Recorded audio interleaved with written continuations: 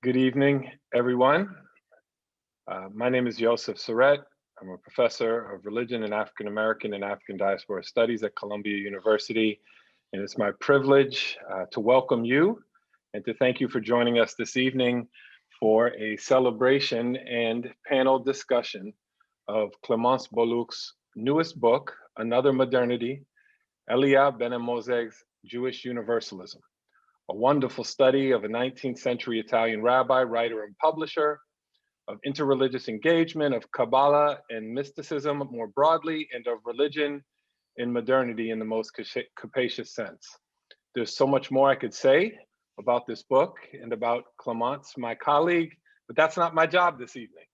I just have the privilege of introducing Professor Boulouque and our guests, and so I will do that now in the order in which we will hear from them. And then I will hand it over to Professor Boulouque to open us up in conversation. So Professor Clémence Boulouque is the Carl and Bernice Witten Assistant Professor in Jewish and Israel Studies in the Department of Religion, as well as in the Institute for Israel and Jewish Studies at Columbia University. Professor Boulouque was a literary and movie critic in Paris prior to entering the academy. She is a published novelist and an essayist in her native France, an award-winning journalist, novelist, memoirist, we might add to that.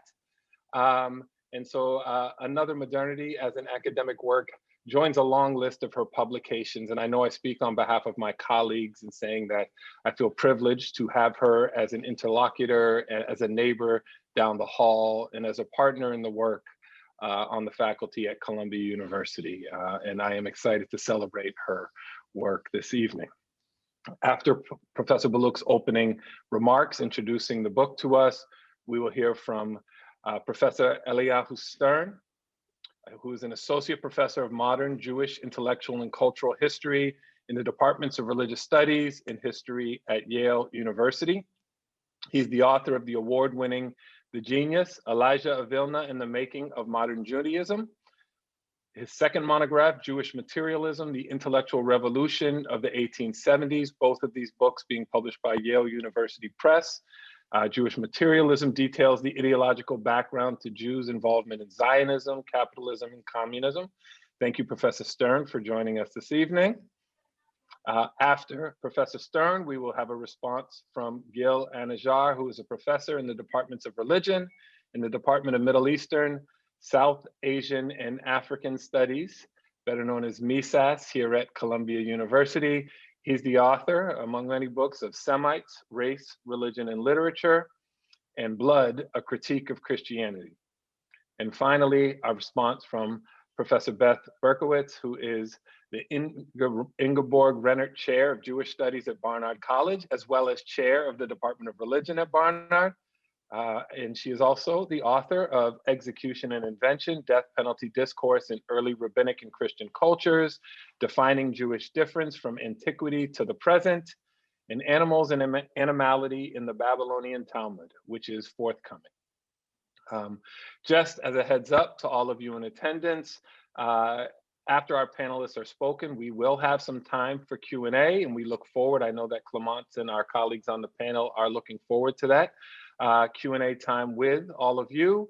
You should see already on the bottom of your screen a Q&A box where you can begin to submit questions even now. And I will keep an eye on those when we turn to the Q&A and draw from those to open up the conversation. I will, at this point, pause and ask you to join me in welcoming in the Zoom world, Professor Clémence Boulouque. I'm clapping in the, yes, there.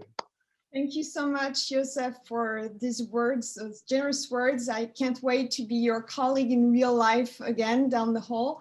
I'd like to and thank the Hyman Center for organizing the event and the Maison Française for co-sponsoring. I'm really happy and honored that Joseph agreed to chair the event and that Professor Berkowitz, Anajar, and Stern agreed to discuss the book. I know we live in a moment of such a moment of Zoom fatigue that I'm all the more grateful to the panelists and to all of you whom I cannot see, but that I'm really grateful for you being here tonight.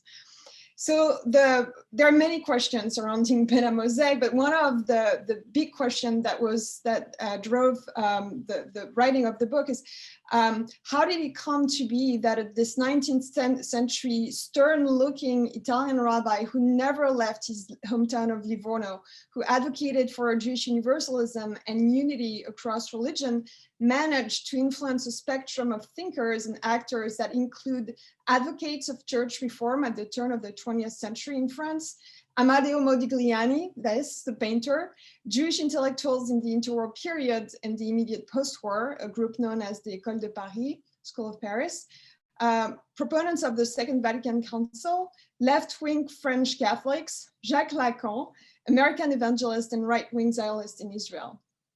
So how come that Benamozegh's efforts to work toward dialogue and unity among religions have fueled such irreconcilable stances? And what can we still learn from what can be seen as an instance of noble failure? So thus the title of the book is Another Modernity, because regardless of his success or failure, Benamozegh did expand, in my opinion, the criteria of religious modernity, routinely identified by its rationalism and universalism. So I don't assume that many of you would know Benamozegh, so I'll start out with some biographical details. He's not a household name, although he was one of the two most prominent rabbis in 19th century Italy. But beyond being a rabbi, Benamozegh was also a prolific writer who authored exegesis, historical studies, and a variety of newspaper contributions in Hebrew, Italian, and French. He was an aspiring public intellectual who corresponded with a wide range of religious and intellectual figures in France, the Maghreb, and the Middle East. So Elia Benamozegh was born in the Tuscan port city of Livorno in 1823 to a family of Moroccan descent, and his hometown really matters. Since the 16th century, Livorno had been a free city that enjoyed religious freedom, so there was never a ghetto in Livorno.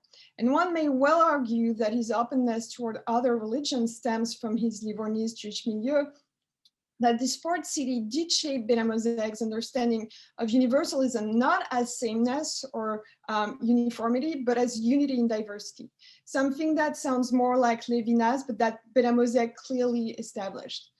So Benamozegh was also an Italian, a proud one. He came of age during the Risorgimento, where he experienced a reactionary turn taken by the papacy, which came to represent in his view the reactionary forces in religion that he saw as a danger, not just to religion, but to society more generally.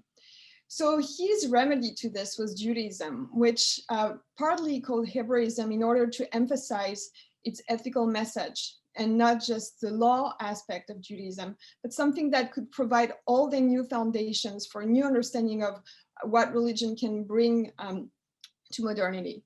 And because it contained its seeds, and it's the seed of two other monotheisms, he felt that Judaism was more the best equipped. He also offered a radical revision of tradition, which he posited as a sort of polyphony, the one you'd find in the Talmud that enshrines the possibility and indeed the necessity of dissent. And this, he postulated, was not very far from Kant's practical reason. So the philosopher of the Enlightenment and of universalism, who denied universalism to Judaism, was actually, unbeknownst to him, using Jewish concepts that predated his thoughts. And so reclaiming an aspect that's usually held to be Christian or at least non-Jewish and asserting its Jewish origin was probably Benamozegh's favorite pastime. In his Hebraism, Kabbalah had a specific role to play. So Kabbalah, the secret mystical tradition, to put it as a quick summary, that had been passed down to initiates had to be turned now into political discourse, according to Benamozegh. Moreover, it constituted a myth-making force that was able to show the shared humanity through, for instance, the figure of Adam, and to sustain religious norms by fostering a new religious imagination. So in many ways, Kabbalah strikingly resembled the collective unconscious. And this is no coincidence, since Benamozegh was writing at a time of the emergence of that concept of the unconscious. The rabbi was also adamant that what was denigrated as the Oriental or the Orientals at the time had something to teach Europe and the West, and especially in this understanding of how to overcome binaries such as religion and science or reason and faith. And that can be also chalked down to the significance you ascribed to Kabbalah in the Orient that postulated the coexistence of opposites, the conjunction of opposites. Additionally, and this is another way in which his legacy was reclaimed by different actors, in order to promote his ideal of religious unity, Benamozegh relied on the Noahide laws, which is a core set of laws binding on all of humanity and that would be akin to natural law, only 7 and not 613, which offered salvation to non-Jews and that he held to be the ultimate evidence of Jewish universalism. So basically, you didn't need Jesus to reach salvation. And basically also Christianity was the Noahide laws misinterpreted, and so he said.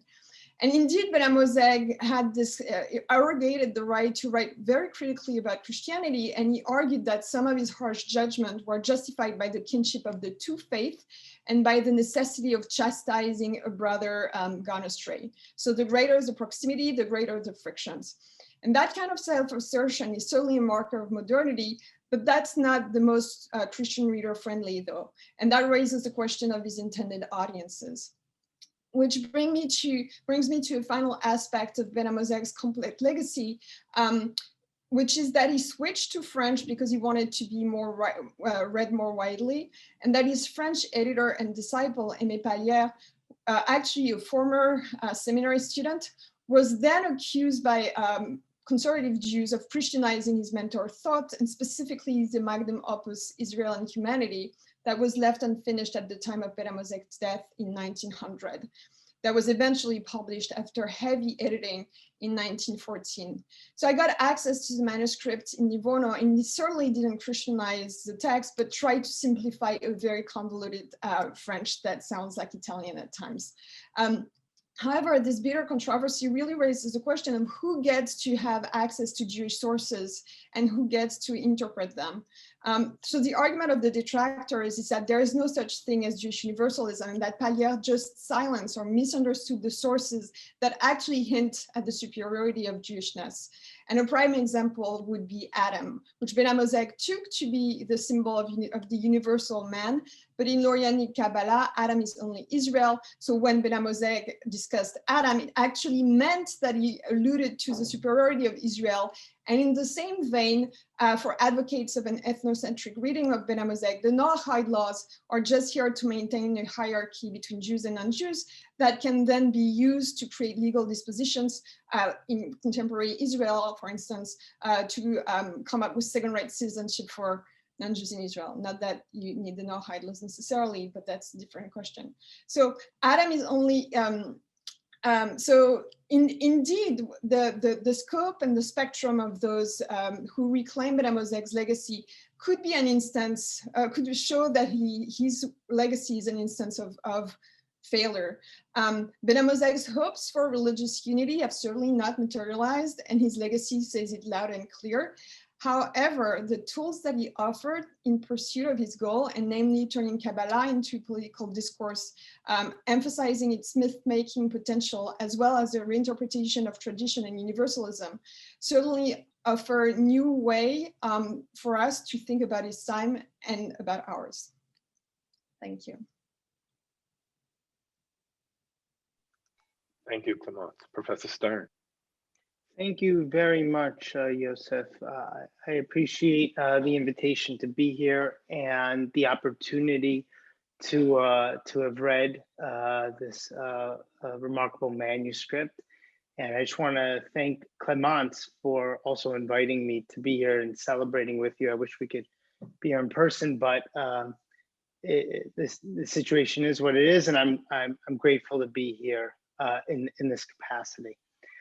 Another Modernity not only offers us a rich and in-depth intellectual biography of a unique rabbinic thinker who addressed and sought to overcome some of the greatest philosophical antinomies of modernity, but reveals a new picture of 19th century intellectual history and leaves us with a set of enduring questions that are still being debated.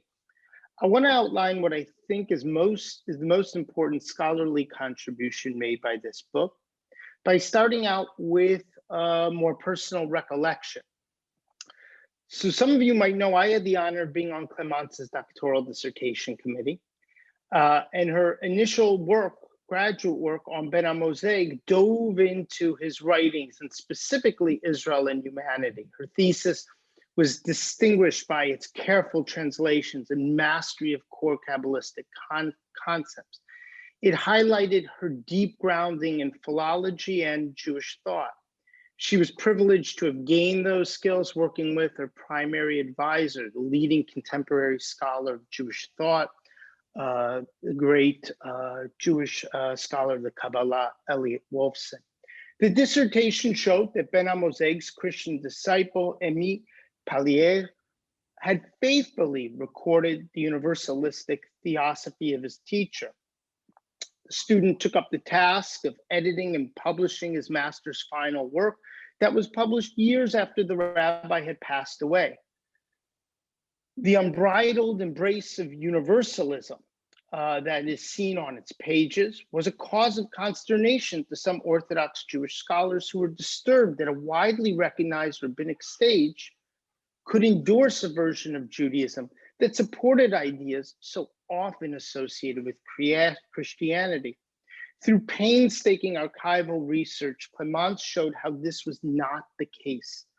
Contra certain particularistic forces who cast aspersions on Benamozegh's disciple and his universalism, Clémence revealed how Benamozegh's Christian student was a faithful interpreter of his rabbinic master. Israel and humanity was not another instantation of rabbinic supersessionalism, but rather an authentic reading of Judaic, rabbinic, and most importantly, Kabbalistic sources. Universalism and universality were not defined by a Christian or a secular system of thought, but in fact emanated out of the religion most often identified for its particularism, Judaism. At her defense, our colleague, the historian Stefanos Gerolanos, pushed her to outline how these insights fit into the larger story of 19th century European intellectual history.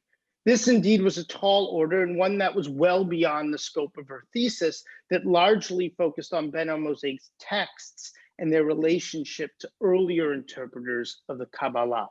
Now, I mention this brief event because while reading another Modernity, I could not help but think about the ways in which this work gives us a new reading of the relationship of the Kabbalah to not only the 19th century, but also 20th century intellectual history. In the typical story of modernity, Kabbalah has been either dismissed as an irrational and medieval or politically marshaled for its revolutionary and antinomian impulses. Through the voice of Benamozegh, Clémence shows us a far more honest and simple representation of the Kabbalah, one that places Kabbalah alongside science, cosmopolitanism, and humanism. It provides us with a backstory for understanding the dynamics between Jewish particularism and universalism. So often the story of Jewish universalism has been defined through Maimonides' scholasticism and Hermann Cohen's neo-Kantianism. Clémence uses Benamozegh to show the complicated aspects of particularism that undergird universalist arguments. She also provides us with a remarkable mapping of the way European thought migrated along the shores of the Maghreb.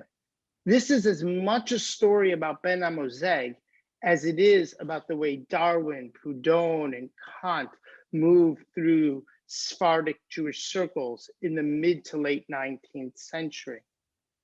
Moreover, it shows us how Judaism, its core concepts, were transformed through their encounter with a new philosophical lexicon.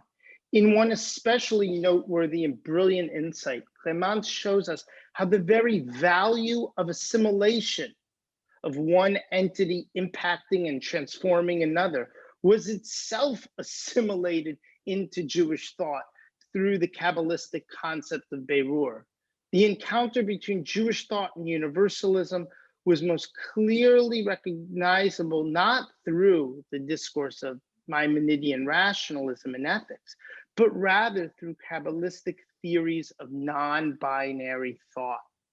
More generally, Clémence's work uses Benamozegh's arguments to explore the kind of particularism that lie beneath our claims to universality. Quote, in his efforts to foster interreligious rapprochement, Benamozegh charted new paths, she writes. With his discourse of civic engagement and hermeneutics of coexistence based on Kabbalah and his vision of universalism through particularism, he aimed to bring together seemingly irreconcilable faiths and to demonstrate their interdependence. Yet, Clémence continues, because his construct was predicated on the notion that Judaism was the matrix of Christianity and Islam, and that it needed them to fulfill a mission of religious coexistence that would bring the unity of mankind, Benamozegh's worldview contained a religious hierarchy. His universalist readings of sources that exhibit ethnocentrism, the textual strategies that he deployed to mute it, allowed for multiple irreconcilable readings, end quote. Indeed, Clémence shows how Benamozegh's universalism has been appropriated by groups ranging from followers of the Jewish terrorist Meir Kahane to liberal Catholic proponents of interfaith dialogue. The questions that we're left with is, can we imagine a universalism without a particularistic basis? And is it not this contradiction that makes Benamozegh's work, quote, so generative? Are all universalisms simply dressed up particularisms? Clémence seems to focus on the conscious recognition of the contradictions in modernity as a palliative to the hubris of universalist claims. But what about the overture? What do we make out of the attempt, the gesture, and the project itself, not its end? To what extent is this text also a defense not of Jewish universalism, but of the project, the attempt of Jewish universalism? Finally, I want to raise one perhaps somewhat controversial set of questions, that I couldn't help thinking about as I read this book in the current climate. What does it mean to be studying about a project of universalism, a project of humanism that's issued by an Orthodox rabbi? What does this say about Orthodoxy more generally? And what does it say about the reformist strands of Orthodoxy? Today, Orthodoxy stands, for the most part, on the side of the right, endorsing walls, borders, and egalitarian political relationships.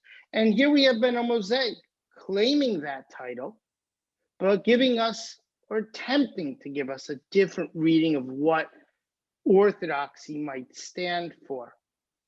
And still, as you note, in the end, he has to look for other audiences because he's been rejected by the Syrian rabbinate. What do we make out of the project?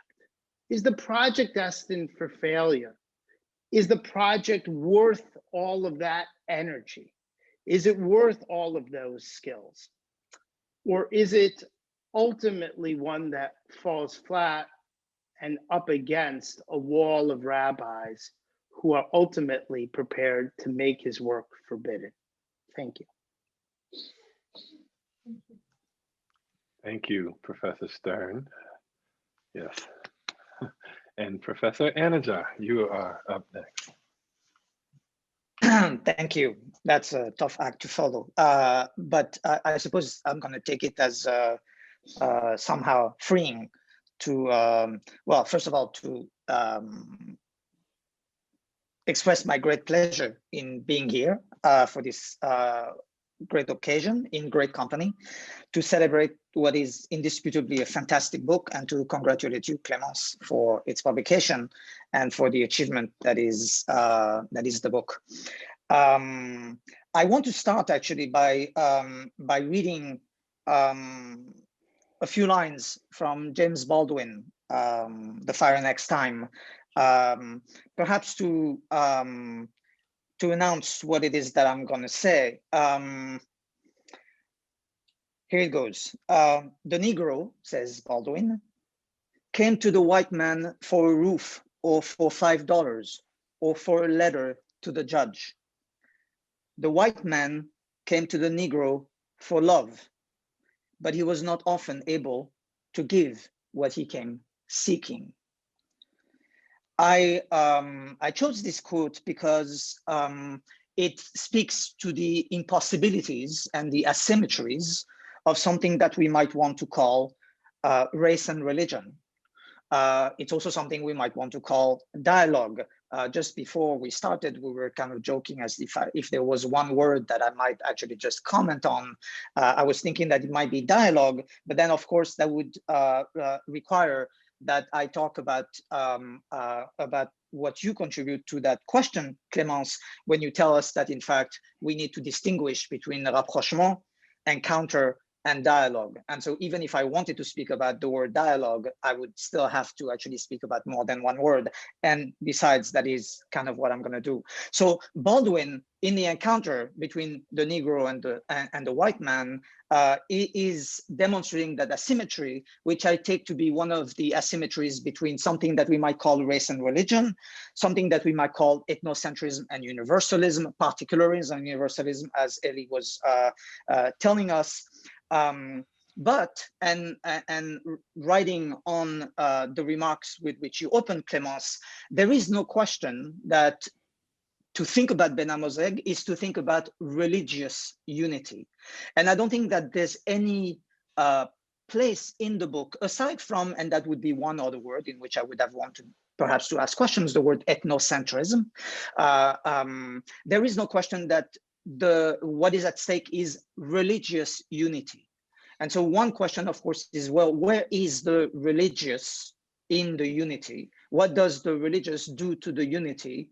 And what happens when we encounter, right, in the encounter, something that is in fact not quite one, right? Meaning it's not religion and religion, it might be religion and race, it might be $5 and love, yes? Now, one of the beauties of the book is the way in which you stay true, it seems to me, and I even want to say truer than you say, to the notion of a microhistory. You are doing a microhistory, and you invoke, of course, the celebrated example of the cheese and the worms of Carlo Ginzburg, and you actually talk to us, not so very far from the Friuli and from Menocchio that Ginzburg writes about in the 16th century, about this other individual sitting in Livorno a few centuries later.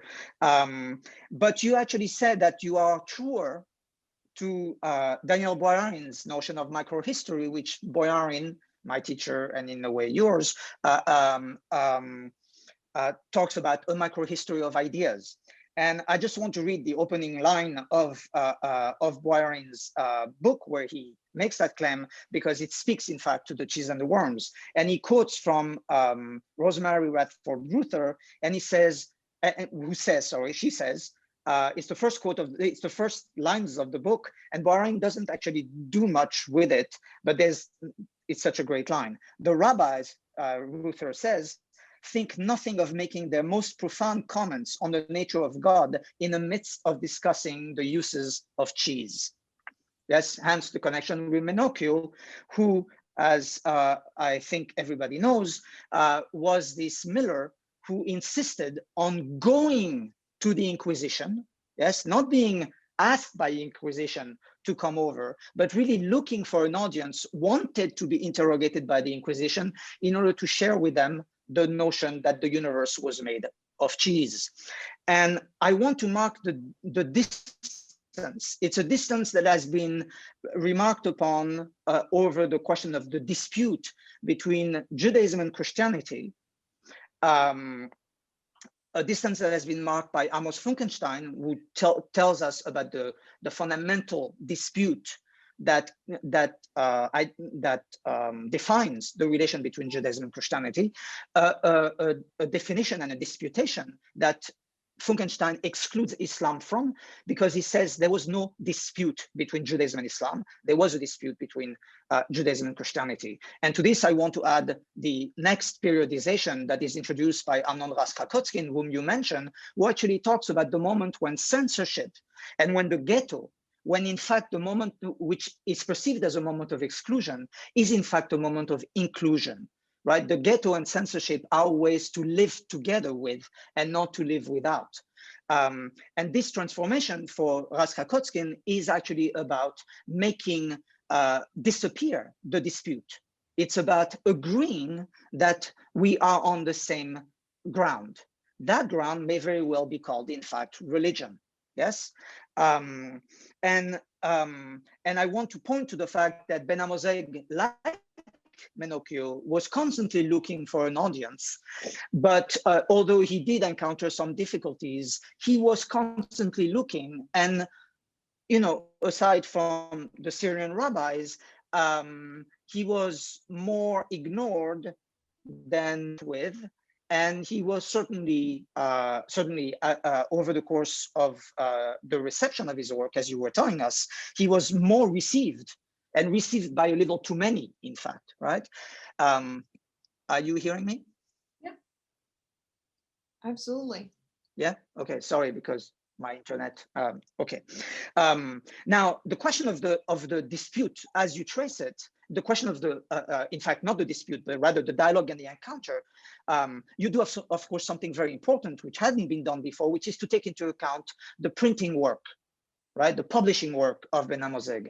But when you talk about an exchange of idea, when you talk about dialogue, encounter, etc., rapprochement, encounter and dialogue, the question of the material ground, the question, in fact, of Islam, the question of the East, right? Another word I would want us to spend more time on is, of course, the Orient, yes, the Orient and the Oriental, both in Benamozegh and perhaps in your use of it as well.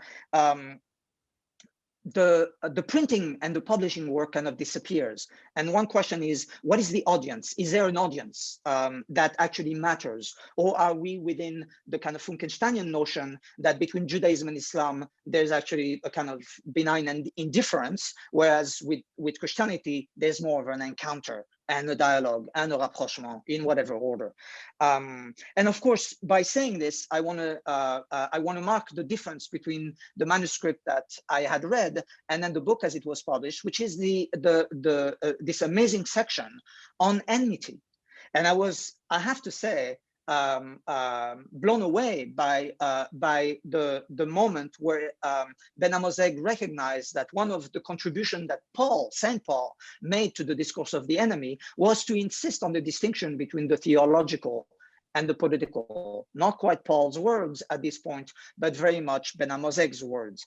And that distinction between the theological and the political on the body of the enemy, which is something that I've tried to write about, is particularly interesting because, of course, it reinscribes the distinction with which I started between race and religion. And very often in the book, you actually say, well, he's kind of mixed up about the distinction between theology and politics.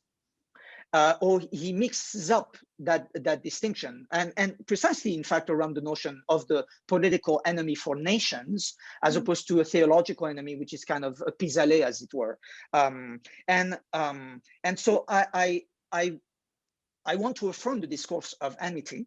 Yes, I want to and to ask whether the multiple reception of Benamozegh is not in fact a sign that dialogue, just like the love of enemy, was always a strange, very strange mechanism that only exacerbated enmity rather than actually bring about love Love, of course, is also another mechanism that brings about a whole lot of violence, but we don't need to talk about this.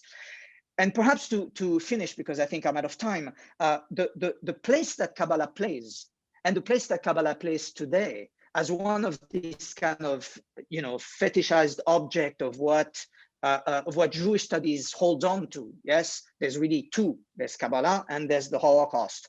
I hope I'm not going to upset too many people by having said that, but that seems to be the two major objects that are Jewish. Yes, that are Jewish. At the same time as there's an appeal to the universalization of both of those objects, right? How many genocides? How shared the Kabbalah, which of course was part of the discourse of Christian Kabbalah all along. And it's particularly poignant because of everything that Benamozegh also doesn't talk about, right? And to summarize that once again with one word, I would have to say colonialism, right? At the time that he's writing, engaging with people like Ernest Renan, the fact that the colonial question doesn't register is extraordinary, right? And the weight of the Orient in his rhetoric, and again in yours, seems to me to raise all kinds of really very important questions, because they point to what is the nature of what we call the Jewish-Christian dialogue. Yes, a little like the Republicans, we just want to, move on after the violence. I mean, come on, if we talk about the violence, then that's producing more divisions, right? As if the division wasn't there in the first place. And I often have a sense that as we continue talking about the Jewish-Christian dialogue, we just want to move away from the dispute, which is far, far, far from resolved, particularly if we take religion and race into account, not just religion and religious unity, but also race. I'll stop there. Thank you. Thank you, Gil. Thank you, Gil. And we will now hear from Professor Berkowitz. Thank you, Yosef. And now I have two tough acts to follow. Thanks, Yosef. Thanks, Clémence, for your book, for your invitation to me to appear tonight. It's a real honor. There are many faces to Clémence's Another Modernity.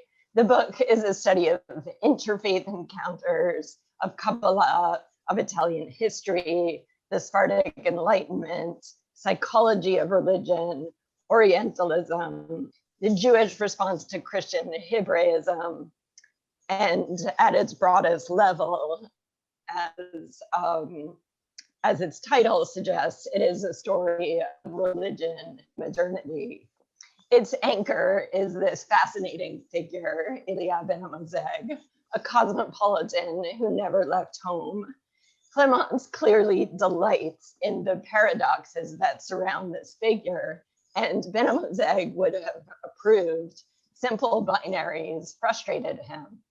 His magnum opus, Israel and Humanity, makes claims that I think are strangely appealing to a 21st century mindset, that rationalism is insufficient for explaining the world or changing it, that universalism is insufficient for uniting people, that religious traditions remain relevant in modernity, that the so-called Orient offers a rich and exemplary tradition, that progress need not threaten religion, but that self-interest and materialism do.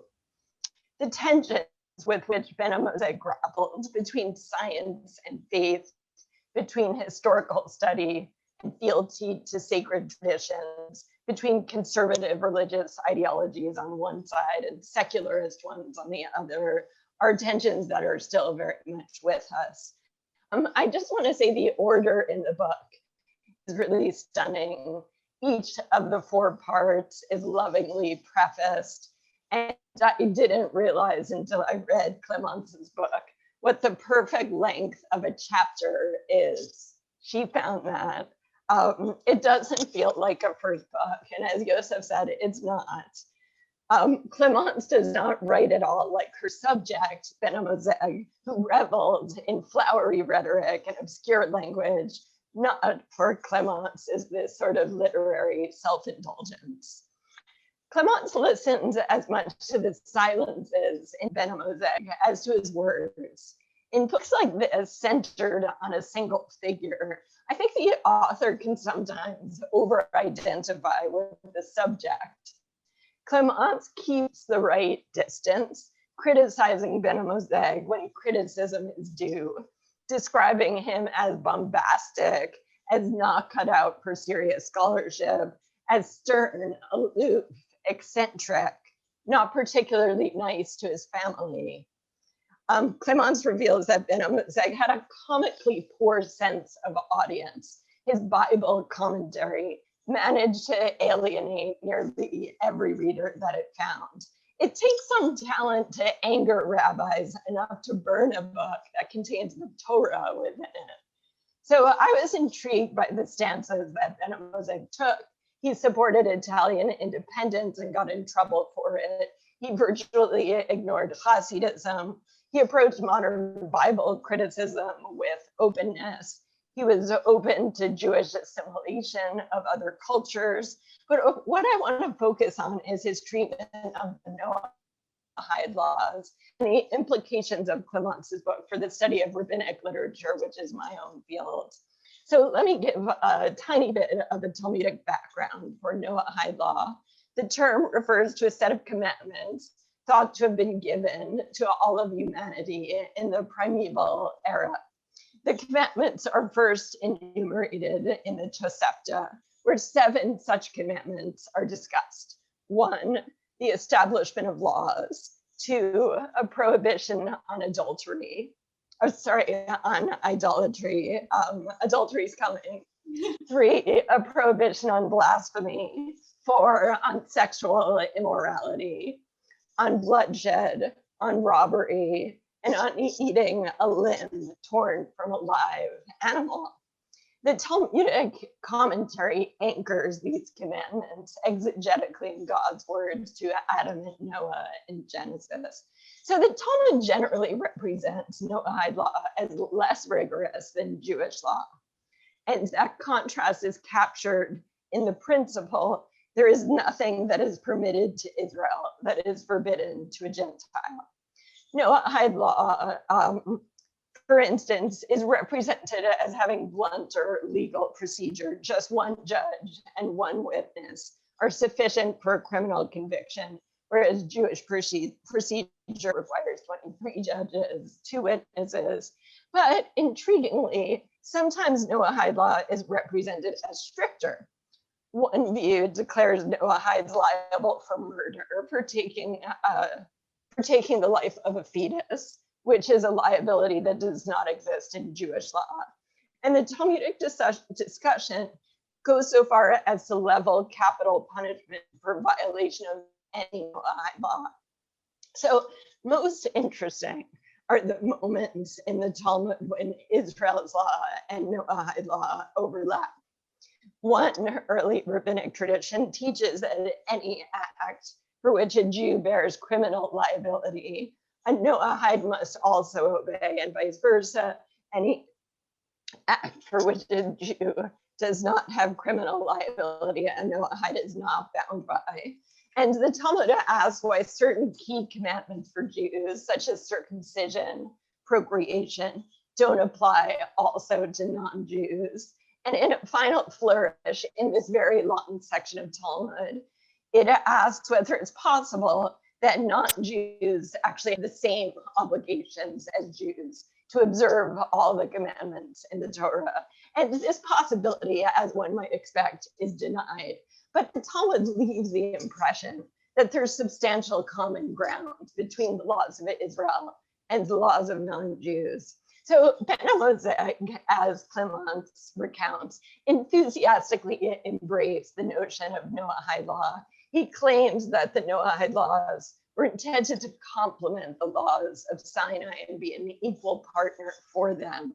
And Clémence rightly observes that the intuitive reading of the rabbinic tradition is that the Noahide laws reflect a lesser status for non-Jews. And she also points to a couple big problems with Benamazegh's notion of Noahide law.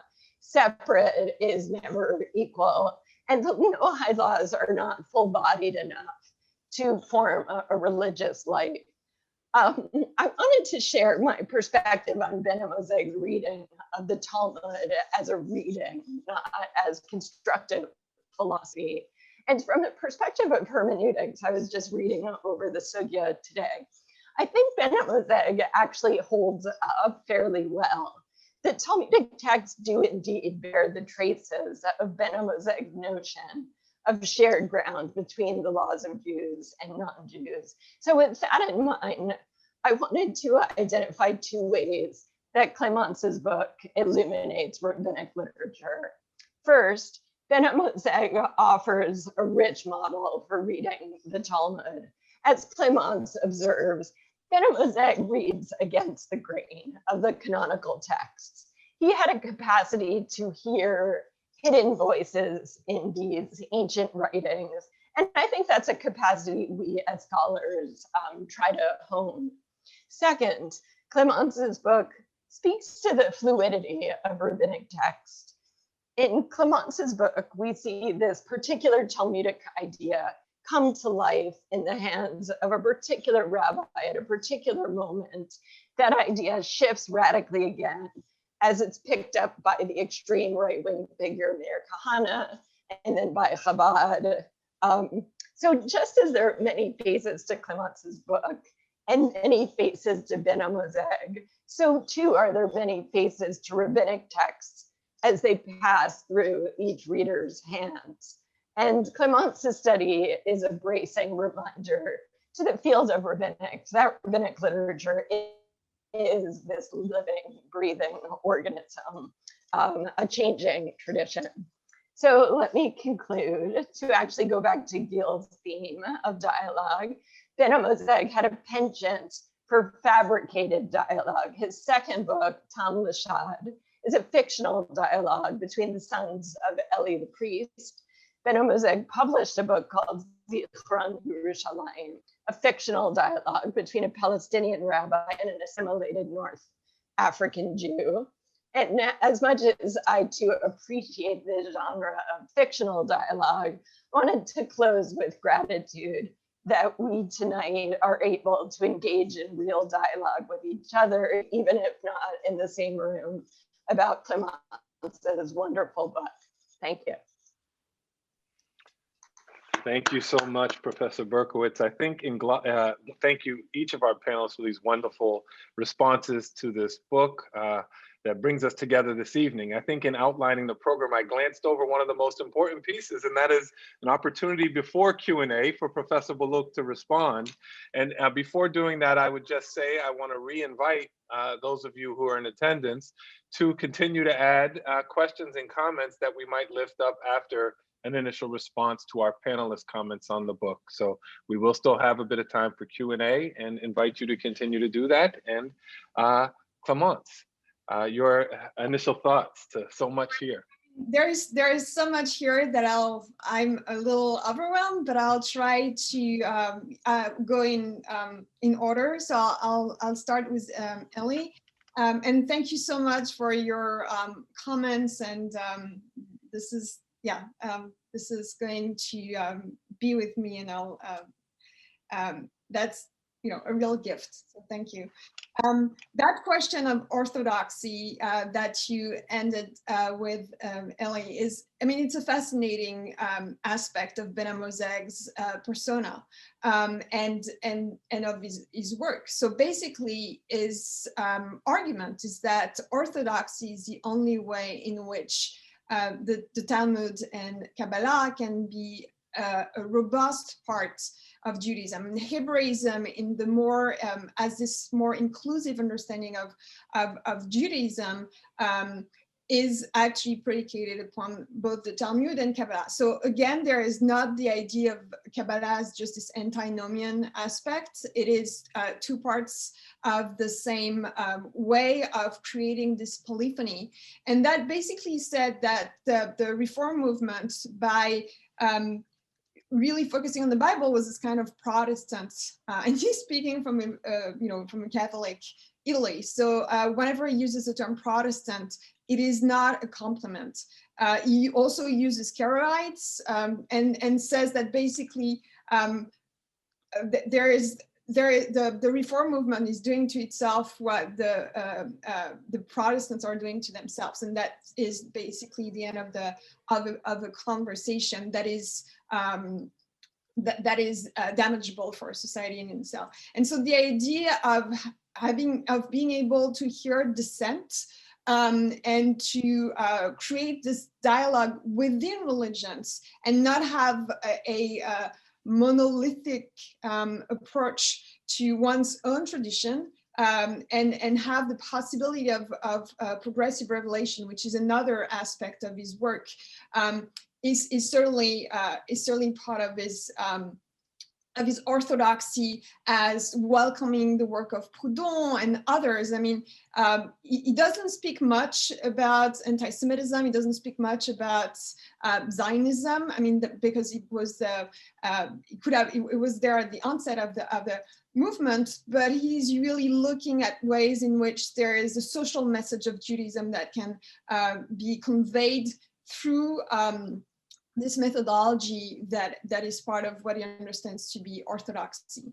So orthodoxy is actually a vehicle for change in his view, which is really interesting.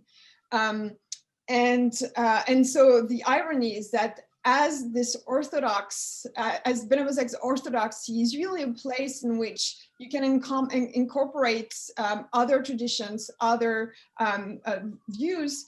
This is what got him the dubious privilege of actually having his books burned by the Aleppo rabbis, which explain why he stopped writing in Hebrew and why his commentaries managed to offend everybody while not reaching an audience that could be maybe more inclined to see this.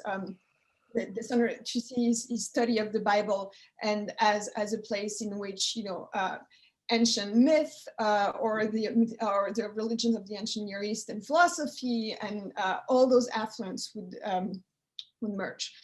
So there is this kind of irony that goes back to one of the key questions about Benamozegh: for whom was he writing, and for whom did he think he was writing? And that's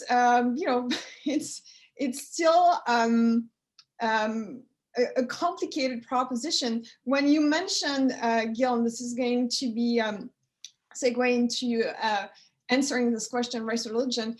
So for instance, Zichron Yerushalayim, which is this dialogue that he prefaced, he spoke for a little bit about the damages done by colonialism, and he wrote in French this preface, showing how colonialism doesn't understand tradition and makes no space, sort of freezes those religious practices in time and in space, and is just a place in which basically any kind of dialogue is interrupted, like really people being essentialized in their identities. So this is, again, like, I'm not going to speak for Benamozegh because that would be a complicated exercise, but there is a sense of this anti-colonialism would be a little too harsh, but the idea that this would also be a censorship of the multiplicity of voices in this sort of colonial presence. Well, but at the same time, it was still one of the representatives of the Alliance Israélite Universelle in Livorno, which has had this this agenda of westernization of the indigenous populations, as they put it. So there is this tension, in the same way as you mentioned, the Oriental, the way in which he uses Oriental is to him, a badge of honor, but at the same time is still using the terms without really offering an alternative. So it is, from those very terms that is pushing against the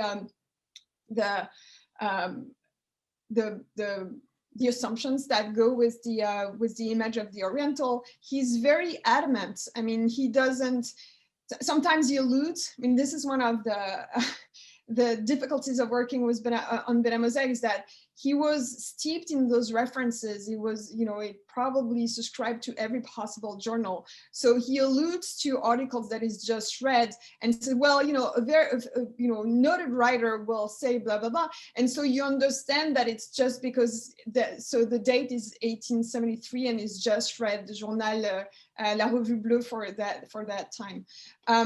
But so that is, that's certainly a blind spot. Basically, the use, like, how can one use a term while not exactly questioning the term completely, but just using it and pushing against it is certainly a problem. The question of Islam is also really interesting. So his family was hail from Morocco, and he did speak Arabic. He did not really engage, or he basically only wrote a conclusion in Jewish and Christian ethics, but it doesn't seem that that was really something that he felt that he could make a contribution.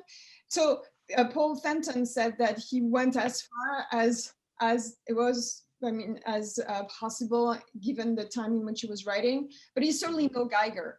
And so that's an interesting way to, that's another interesting blind spot.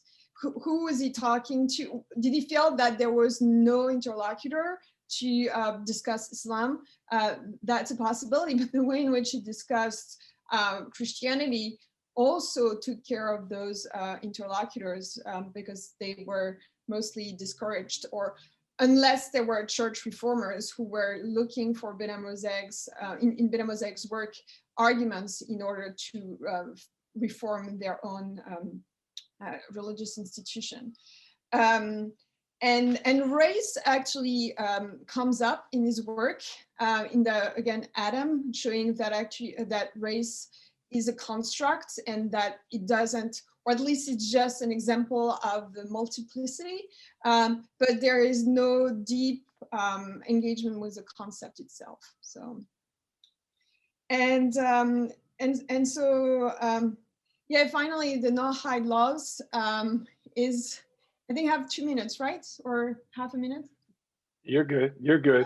Okay. So that is really a puzzling part of Benamozegh's legacy. I mean, basically, when Palière came to visit the great man in Livorno, he asked about conversion, and Benamozegh said, nope, please do not convert, because we need people to promote this universal religion that the Noahide religion is, and that is going to be a way for Christianity to reform itself, because Christianity is the Noahide laws gone astray. And so, but at the same time, he also questioned the possibility of religion without emotion. So religion was not just this, intellectual construct. He talked about religion and the peril of a world without religion, in which there would be a kind of an emptiness in society that could be filled by any kind of sectarian beliefs or other dysfunctional, temptations, or idol worship. Storming the Capitol, you name it. And so there is that moment in which he's actually telling Palière to embrace a religion that had no institution, that had no real ways in which someone could feel that they would be part of a community.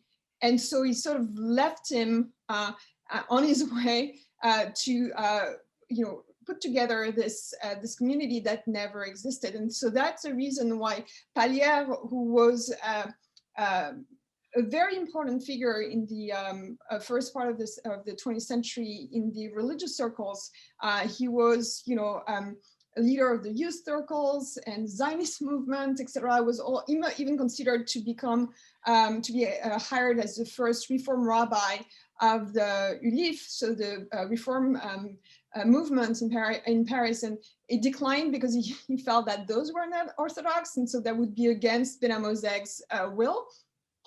But at the same time, he felt that he had no place to go, and that's why he died in poverty and was buried as a Christian. So this is also what fueled the suspicion against Paglia, which is really a tragic story. I mean, it's a story of total devotion and the impossibility of finding a home, which would not be just an intellectual home. So that's, yeah, those are some really brief responses to fantastic comments. So I really botched the job, but to be continued, and hopefully. Not at all. Thank you, Clémence. As you noted, so much to digest, impossible to respond to it all, and quite eloquently you did so, though.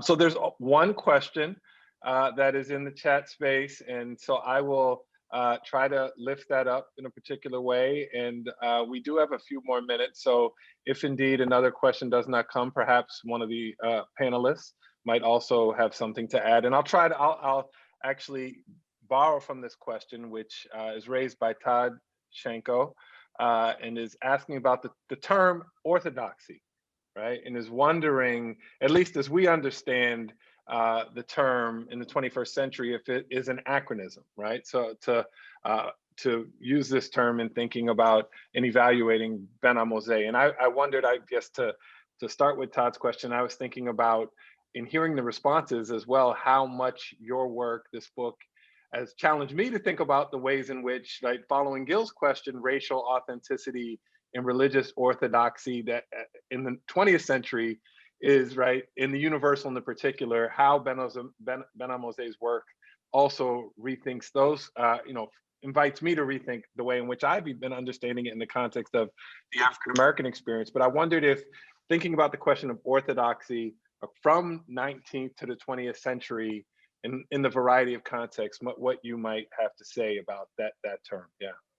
Yeah, I mean, I sort of touched upon it in my response to Ellie, which is the orthodox way for Benamozegh. I mean, you can argue that the orthodoxy is almost a strange term to use for an Italian rabbi, because that really belongs more to the German speaking and German intellectual, response to the reform movement, etc. So that's something that is not, but it uses ortodosso. So there is no question that it's not a projection. I think he was just participating from afar, from a distance, as he did all the time in the conversations that barely touched his life, because this is what he claimed, and that's the case in Italy. I mean, the reform movement never took roots because people just don't go to synagogue. So why would there be a reform movement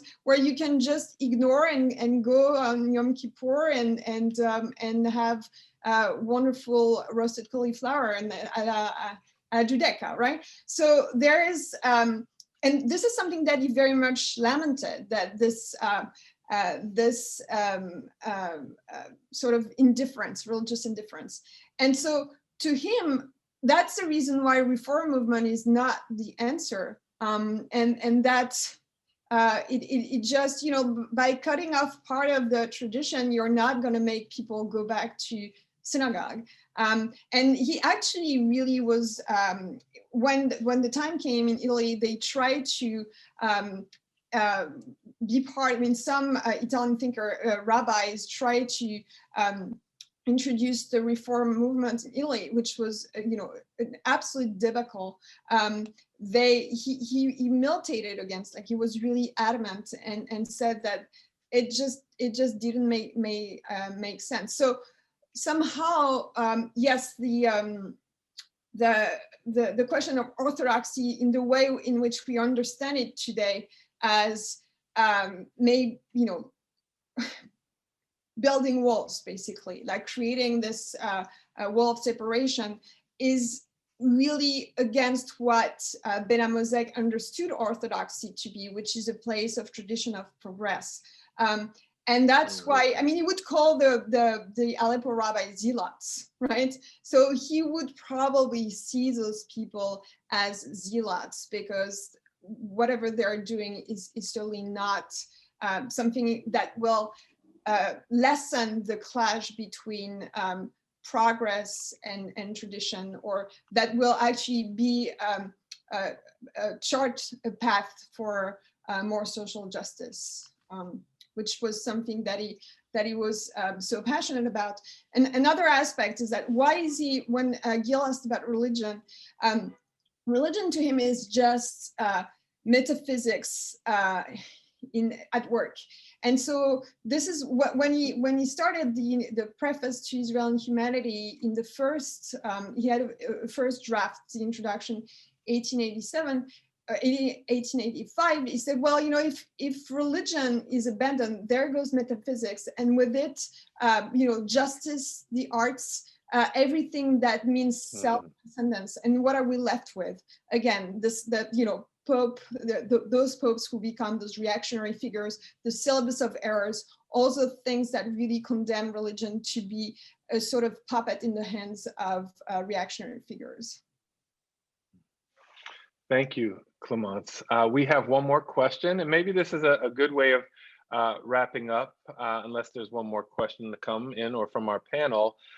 Beryl Goldberg is asking, and sort of invites this incredibly rigorous academic conversation for us to think about the question of audience that has come up. What about a public readership?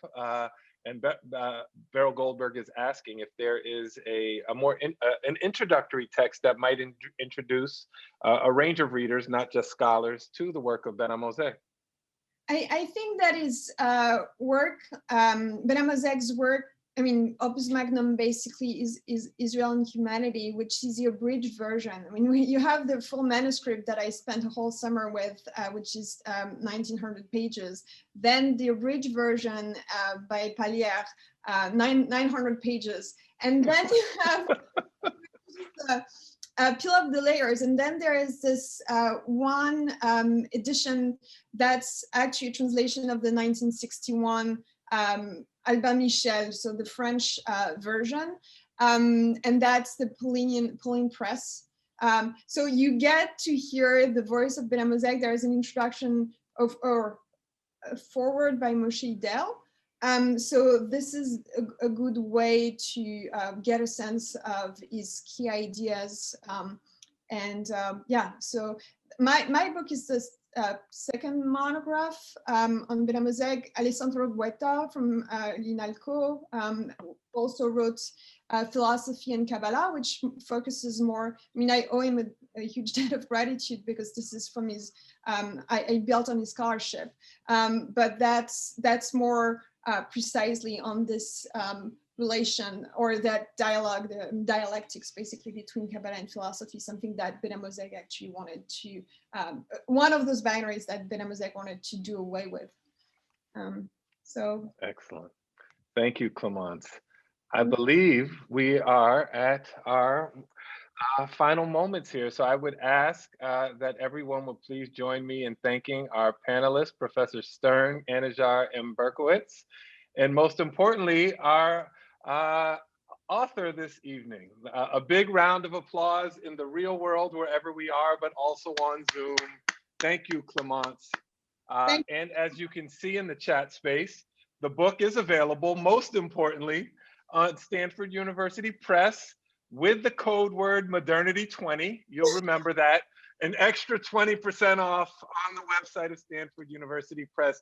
If you haven't already bought 3 copies, if you try Kabbalah, if you try Kabbalah 100, it's for free, I guess.